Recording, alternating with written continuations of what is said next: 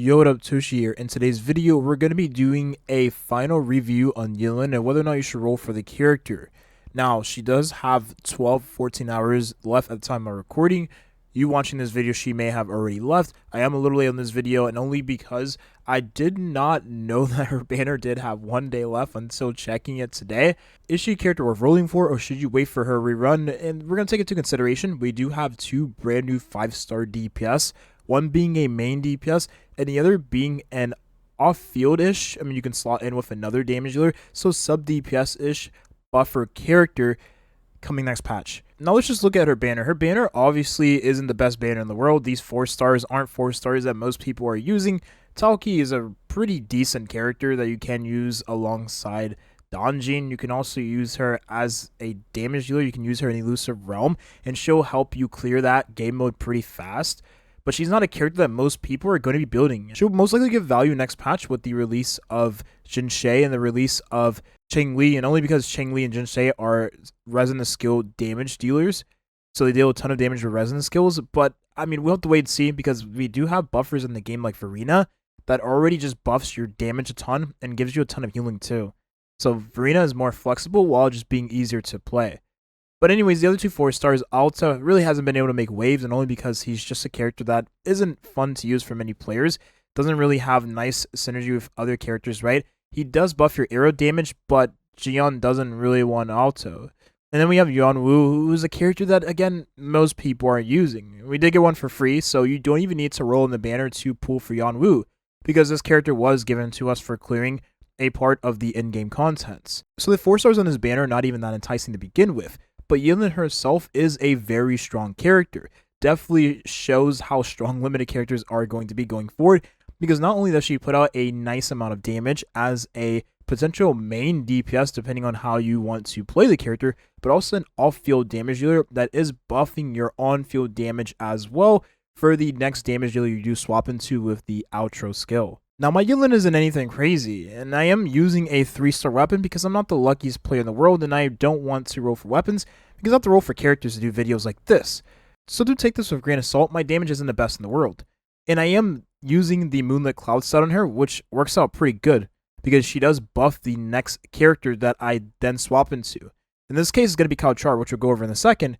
But the thing is about Yinlin is that the Moonlit Clouds is very nice. If you do plan use her alongside a main DPS, and you actually just want to use her with, again, a 3-star weapon, because since she's not doing as much damage as, well, other characters are going to do, why not buff the on-field character or the next character I swap into that does have a better weapon?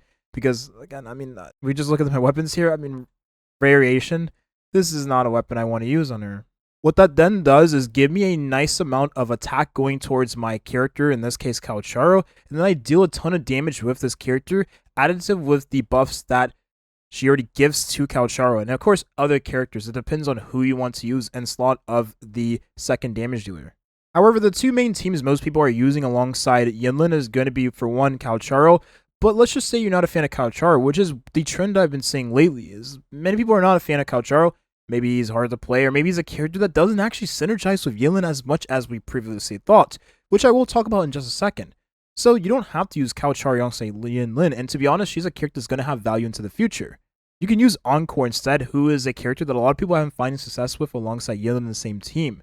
Because Yinlin does give a nice damage boost, and again, since Yinlin does have off-field damage, Encore is there to provide main DPS, and she wants to be selfish with field time anyways, because, I mean, you can still quick swap with her, so that makes her nice to use alongside Yinlin, who does have pretty low cooldowns. Now, what makes Yinlin so special for Charo, because we'll go over him first, is because she gives a nice Electro damage amplification, and then she gives a nice Liberation damage amplification as well. And Charo, once he does hop into the field, he deals damage already for the outro skill, and then he does more damage, the intro skill for Charo and the outro skill for Yinlin. And then he does more damage whenever he presses his ultimate, which Yinlin then buffs by 25%, and then you are getting the 20% Electro damage as well. So his ultimate does a fat number before you even take into consideration he's going to be doing a bunch of slashing attacks right after. Kind of like Jinyan, for instance. But real talk, let's just say a character in the future isn't dependent on their ultimate. You're not going to take advantage of that resonation liberation damage, right?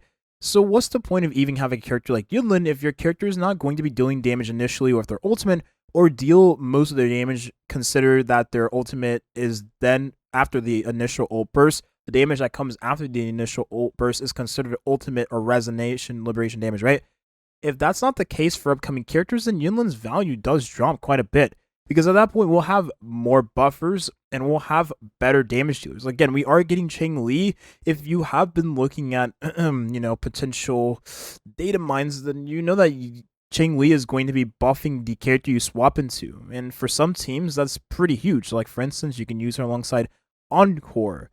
So do you really need to roll for Yinlin if you already have Encore alongside changli in mind? Not really. But that's where Electro characters come into play, because she does give you that 20% amplification for your Electro damage. And alongside the buffs that are already provided to you by Verena, you're going to deal a ton of damage for that character that you then swap into, considering you do have maybe Moonless Clouds on your Yinlin, and then you maybe have the Rejuvenating Glow set on your Verena. You're giving a ton of attack and a ton of damage going towards your main DPS. And therefore, it's a hyper carry team like Coucharo, for instance. But again, maybe you don't like Coucharo. We have yet to receive that second version or a better version of Coucharo in the future. But once we do receive that character, then Yinlin's value will definitely be a lot more in tune with what's to be expected, right? With her being an Electro buffer. We just don't have any idea of when that character is to come. So that puts Yinlin in a very interesting predicament. Should you roll for her now, or just wait for the upcoming rerun that she will inevitably have? In my honest opinion, with what we know of the next version 1.1, I honestly would say to just skip the character. Especially for someone that is not planning on spending on characters in this game. Yinlin's a character that you can roll for later. She hasn't really made too much of an impact for most characters in the game. I would say the only character she's really made massive impacts for is definitely Coucharo. But that's a character most people don't really like using, I guess, these days. Because, for one, you do have to do animation canceling, and he is considered one of the hardest characters to play in the game, alongside Don Jean. For many players, they don't really want to sweat their balls off every time they play this game. But Yinlin will definitely be a lot better to the future, so I should just rolling for her on a rerun, because again, the next version characters we do have, Jin Shea and Changli, are going to be extremely strong. And the thing is about Jin Shea, she's going to be a very strong character, not only because the lore implications of the character means that she's going to have to keep up with that, right? That role being a very important character within the actual story of the game, but also because she is the first Spectral damage dealer, so she covers her niche that we haven't had covered yet. I mean, we do have the Spectral Rover, but you can use Spectral Rover as a buffer of sorts, because at sequence 6, you do get a nice decrease of the Spectral resistance of the enemy. I'm just saying that Jin Shea is going to have a lot more value for your account immediately versus Yinlin, because again, we are comparing a character that is going to put out a ton of damage with pre-existing characters versus a character like Yinlin that is just going to be good for you if you do plan to use her alongside the two characters we have now, Encore and Coucharo, mainly Coucharo. And I say Encore is getting a nice buff in the future with the release of Changli, because you'll be able to use those two together. So do take that to consideration when you do decide whether you want to roll for Yinlin. Now, last thing I will say is that she has just been a very fun character to use overall. And again, you should definitely roll for what character you want to roll for based on aesthetic. I don't want this to be something, that you regret because maybe they don't release characters again after quite some time. And then you're sitting here wondering when you're going to be able to roll for Yinlin again. We don't know if that's going to be 4 months, 6 months, 12 months from now. I mean, we don't really have that information. All we can really say is that it's going to inevitably happen, but we just don't know when. But that's going to be the video here. Hopefully you enjoyed. Thank you for watching, and have a nice rest of your day. Peace.